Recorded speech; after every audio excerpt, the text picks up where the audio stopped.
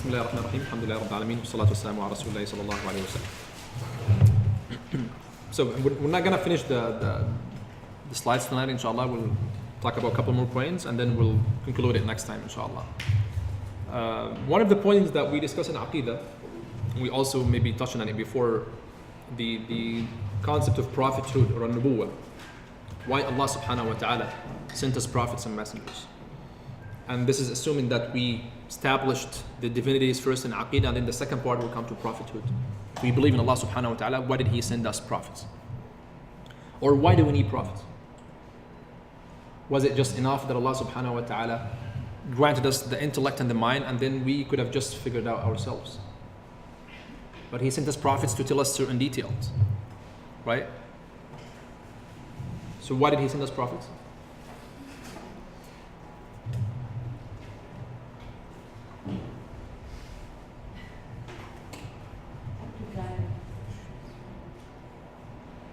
So again, we introduced these slides with a mark of a rational mind is to question what didn't have to be.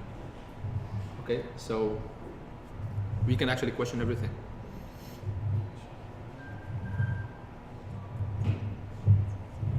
So why do we need prophets? Because they have a connection with Allah. To what? For the wahi? Yeah. What do you mean? There's a direct connection. Because of they have a direct connection, and if we have questions, they will be able to answer, right? Okay. So did He have to send us prophets?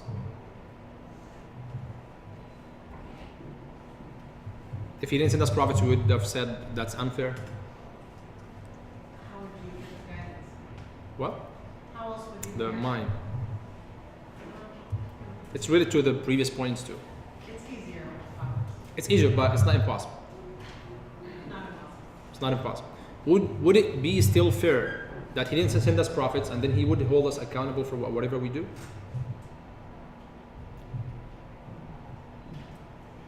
Or no, that would be too much. So does that mean we don't know about Allah, or will we still No, so let's imagine He never sent a prophet, but He said, or we found out that we will be accountable for our beliefs and our practices.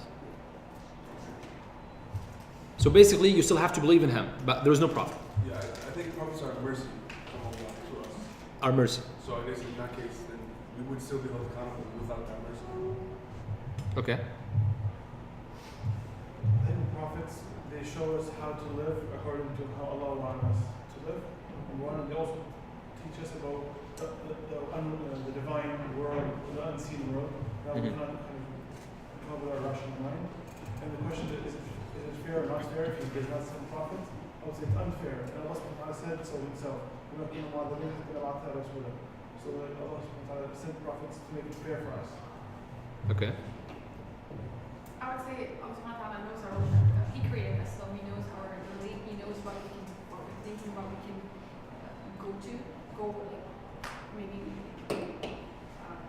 sway away from the right path. So that's why He's given us a chance. That's why He's given us a chance because He's the merciful. He's given us a chance to send us people to show us guidance. But He created us, so He knows that probably we can do on our own, but also we have the ability to kind of sway away, so that's why He's sending us prophets to help us out, to guide us back to the right path. Exactly. The answers are correct. The short answer is yes, it was a mercy from Him. So He didn't have to do that, but yes, it was a mercy from Him. We could have been still tested about, at least not about the practices, because the practices are things that we would never have clue about, right? We would never guess the prayer thing. But He would have tested us about, why didn't you believe in me? If you would argue saying nobody reminded me, He would tell you, okay, but I created a fitra and you want to give you an intellect, that should be enough. But actually He added one more thing, that He sent you a prophet to just remind you. The prophets are reminders to people about the major facts. Yes, they add new things, which is like prayer, fasting, zakah, these details, but the aqidah part, they just remind you. If you remember, we talked about the fitrah last time. They just like uncloud your fitrah. That's what the prophets are basically trying to do about your belief in Allah subhanahu wa ta'ala. That's why He said, لِأَلَّا يَكُونَ لِلنَّاسِ عَلَى اللَّهِ حُجَّةٌ بَعْدَ الرُّسُلِ.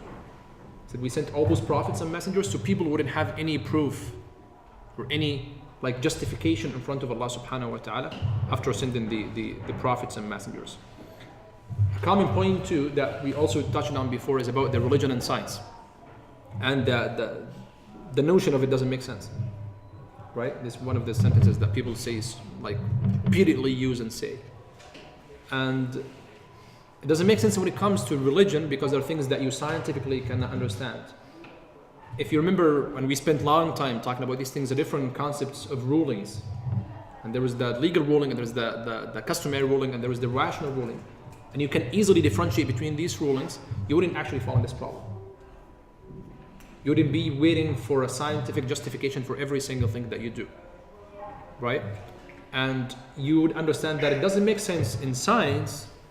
It's different than it doesn't make sense in religion.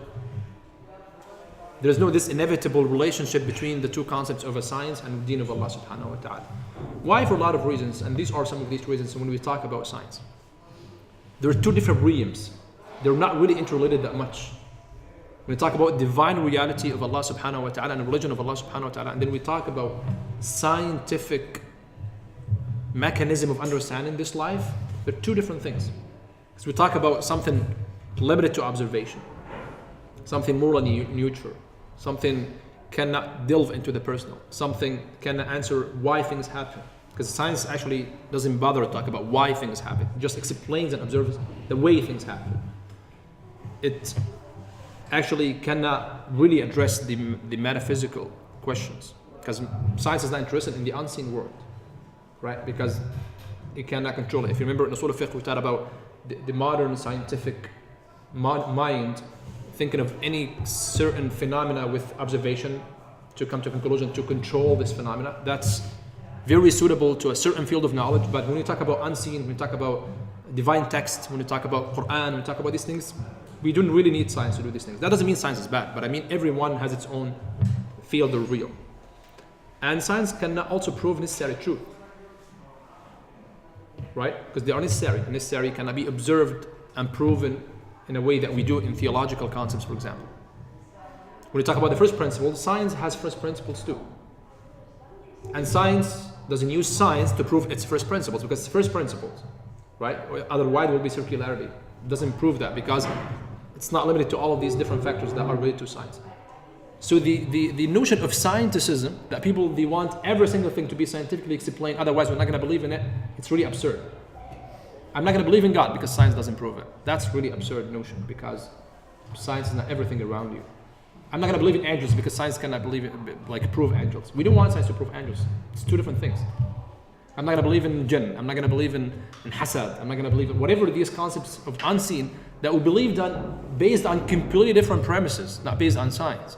That we believe in Allah, and then we believe in a messenger, and then we believe in whatever the messenger said, and it's authentically reported to us. Now we believe in it, not because science proves or actually disproves. Yes, we can argue or discuss the points that there's a kind of contradiction. That's different. If there is something in our tradition or religion that could be contradicting any scientific fact, that's different. We should investigate this. But in general, we do not assume initial contradiction just because science doesn't talk about this, right? Because of all these different reasons. That's why we have to remind ourselves again with the definition of knowledge. And I know I bothered you a lot with this definition. We repeated it almost in every single lecture about why the definition of knowledge is important and why these categories of different perceptions are really important to understanding certain realization and uncertain realization. And again, we talked about this so many times. And talking about the rulings and the different categories of rulings, إثبات أمر الأمر, then the legal, the customary, the rational, so you can understand where to classify the scientific rulings, where to classify like rational rulings, right? If you understand how to deal with the hukm. And Aqidah will lead you to the concept that there is the maker, the sani', as they call him, subhanahu wa ta'ala, the khaliq, the creator of this life. And this universe didn't just come from nothing, and we discussed this in the Aqidah part. And you understand that you can observe, you can study, you can analyze as much as you can, like how did this all happen? And this would never contradict the fact that there is Allah.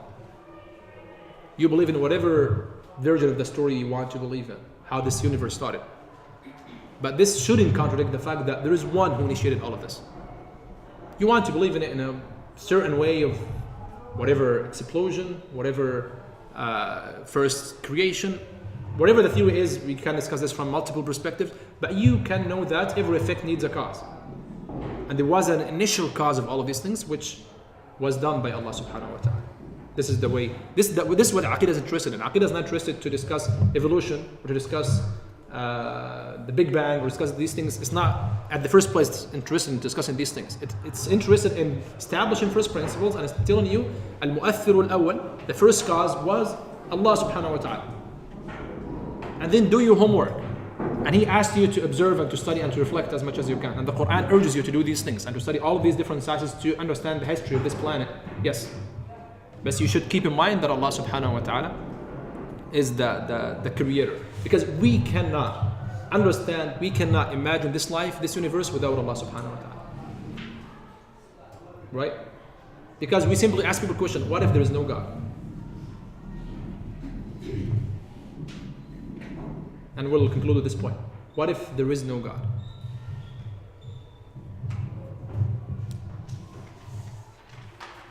Just imagine that there is no God.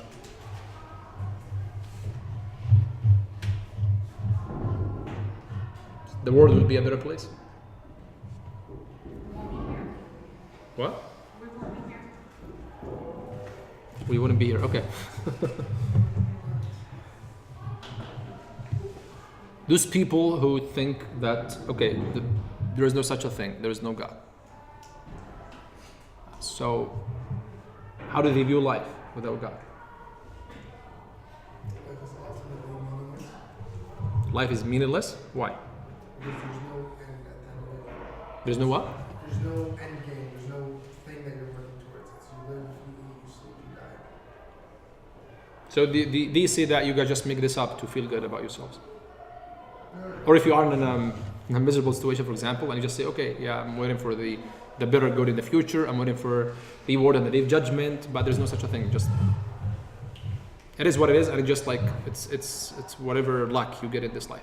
You might be happy, you might be miserable, and that's it. There's no ultimate justice. There's no system that people will be held accountable, or that there's a light at the end of the tunnel. It's just ideas. Life is life. If you're having a good life, great. If you're not, Yeah. So this is a very important point, accountability. If you imagine no God, you imagine no accountability, no divine accountability. Right? And really, no, we do not make these things up to feel good. It's so important. It's really so important. Imagine you, and alhamdulillah we're not like this, but imagine you doing all these things in your life and you do not think of the concept of reward and punishment. Really, you lose the concept of purpose of anything. And those people, they really think that they're good and they're enjoying life, and really they're not.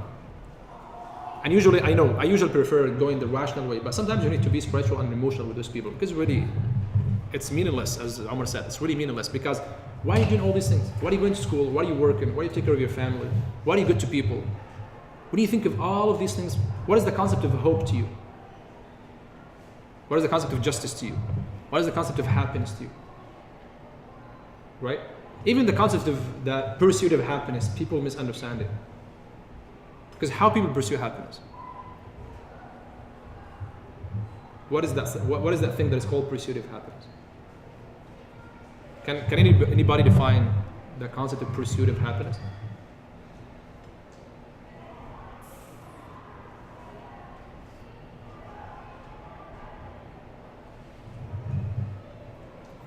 Is it a feeling? So people they look for a feeling to be happy? Yes. Would it be pursuing things that will cause dopamine to release in your brain? Yes. Okay. That's a good one. So you're pursuing things that will just give you the feeling. Right. So that could be anything. That could lead you down a really dark path. Yeah, but regardless of these things, like what is happiness? So I want to be happy. So what I'm gonna do? I want wealth, because wealth will give me the feeling of happiness, right? Because of halal and haram, just the mere idea of just being happy. Also part of it is knowing where you're going and what's the end goal. You talk about the no God, No, the discussion, or happiness? Ah, happiness. Okay. You can be happy temporarily, and Sheikh Hamza last time gave an example of someone who Gerard, for example, when he wakes up in a plane, right? And the plane, first class, has everything he wants. Mhm. He'll be happy initially, but then he'll realize, how did I get here? Where am I going? And he'll start to worry afterwards because he doesn't know where this plane is going and how he got there. So ultimately, even if we have everything we want in this world, we might be happy temporarily, but if we don't know where we're going, we're not truly happy. So there's a difference between happiness and eternal happiness. Okay. The argument here is, I live a good life, I make enough to sustain myself, and I'm actually good to people around me, and to humanity around me, and also to everything around me. That by itself is a good purpose of life. I am. Sorry, talk about happiness or talk about the no God? No God, Oh. right? Because there's two different points. I was stuck in two different points, but okay. Yeah. Yeah, this is from a happiness point, right? So Mhm. what makes people happy is that. It's just I'm good. I provide good things, and all I really care about is my legacy. To say, yeah, this person came, he did good things, and he moved on. I don't. That's it. By itself is fine. I mean, you hear that. Yeah. So this is happiness. This is happiness. So happiness is the feeling caused by these things? Yeah, and it doesn't have to have anything beyond it. That's it. Mm-hmm. But does anyone have any other definition of happiness? I think it's the struggle. First, happiness is the struggle to meet one's own needs, to make sure that you have all the things that you want in life, like your health, your wealth, or whatever. And then once you attain those things and you attain contentment, happiness beyond that is pursuing something that makes you feel that you're part of something greater. Whether that's feeling that you're part of the greater good, feeling that you're a good person, feel that you're making a difference or a change in people's lives. You can have Okay. all materialistic things and still not be happy. So that means what is happiness? So they say happiness is in the service of others, for example. The ultimate happiness that you achieve or feel. So happiness is relative to. Yeah, it is. I think it is. It is It relative. is relative, especially in this life. Okay, yes. Sir. Yeah, you. Is to be comfortable with yourself, be comfortable and But being comfortable with the self, that's the result of happiness, right? Or one result of happiness. So when you're happy, you're comfortable with yourself. I mean, supposedly you should be. what you're doing, what you believe in. So you now that's a meaning of happiness, right? Okay. I think it's a state of heart and mind that you are content regardless of the things that you have or regardless of the materialistic. So contentment is happiness. It's like it's a result. Content Which is a result, result of other? but like it, pardon me? Which one is the result of other? Happiness is a result of contentment or the opposite? It could be either way. Okay. But it's something that like you will feel it with your heart and with your mind. Okay. Yes. I think happiness is defined differently for each individual. Mhm. Like happiness for a sick person would be to be healed. A hungry person would be to be fed. So that's temporary happiness, but there's no real happiness in this. So does happiness exist? That's my question. So there is such a thing that's called happiness? Yeah. No? Your connection with Allah We subhanahu wa say our happiness, true happiness will be for us in Jannah. But okay, but this life, there is happiness in this life or no? Contentment. You ta'ala. have With your connection with Allah. Contentment and no happiness. So I believe that if you don't believe in Allah subhanahu wa ta'ala, personally, Mhm. that it's difficult for you to feel happy. Okay. I feel like most people just try to take responsibility for something, and then so like when you take responsibility, for example, like you're in school, so you're responsible for getting an education, and then you overcome that. Like you might feel some happiness that it eventually goes away. For example, maybe your job, if you're responsible for that, and that's kind of what will lead people to keep going and feel some kind of satisfaction in it. Mm-hmm. I think in general that's what it is. Because happiness is just something, it's like you're making $1 million a year. The first year you're making, you'll be happy. And after that, you get used to it. You're not really that happy with that money. Until you make $1 million extra or something. So I think it's all about people taking more responsibility for whatever they think is. And it's really with a good point the sisters mentioned about the contentment is really it's just building on your point. It's so essential for this feeling, because what you said the Prophet ﷺ said if the son of Adam would have 2 valleys of gold, he would long for the third, right? Just greed is a natural feeling, a natural disease too in the heart of people, the tama, right? And it's a spiritual disease too. So rida, be content with whatever you have, whatever Allah Ta'ala wills for you, that's also a big part of happiness. But thank you, that was a very deep discussion about happiness. And, mashallah, everybody here is very deep. And I'm sensing also some sort of depressing comments, but I hope you guys are good, inshallah, and there's no major issues. Maybe just like trying to be deep in the conversation. Okay, so yeah, when we say there is no God, no divine accountability in the first place, hope, justice, value, purpose, all these things are really important to think of. And it's important to really to believe in God, because he said وَمَنْ أَعْرَضَ عَنْ ذِكْرِ فَإِنَّ لَهُ مَعِيشَةً ضَنْكَ. Right? Whoever turns away and avoids my dhikr, he would have very restricted living, not materialistically, but spiritually and emotionally too. Right? That's why we Muslims relate the emotional well-being of people to the spirituality too. And that's true. We're not just making things up. When you say when you are having a good connection with prayer, when you are having a good connection with dhikr, when you are having a good connection with these things, no, they really do matter to your own emotional well-being and to your psychological well-being too. That you feel good and you feel better by these things, by the barakah and the help of Allah Subhanahu wa Taala. So inshallah, we'll stop here and we'll conclude this last part of the course next time, as we agreed last week, inshallah. We were supposed to conclude and finish today, but you guys said you want to extend it one more time. So next time we'll conclude, inshallah. It should be shorter than this. And then there is a party planned by the team, yes? And small party, okay. That's an important disclaimer, so just like party, don't just really aim big. It's just, just you guys being with us, that's the party itself, right? It's the suhbah, right? Just seeing us, that's in itself is a purpose. What? Should you bring food? No, don't worry. So the team said, don't worry about the food. Allahu A'lam what they're planning.